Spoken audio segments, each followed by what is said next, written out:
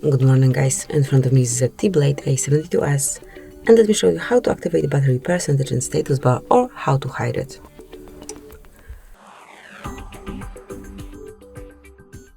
At first, enroll the list of all apps and go to settings. Then find and select battery right here and click on more settings. Here you will notice battery percentage, smoothly marked, and now you can personalize the way it is displayed. So you can hide the current battery level and have the graphic icon only.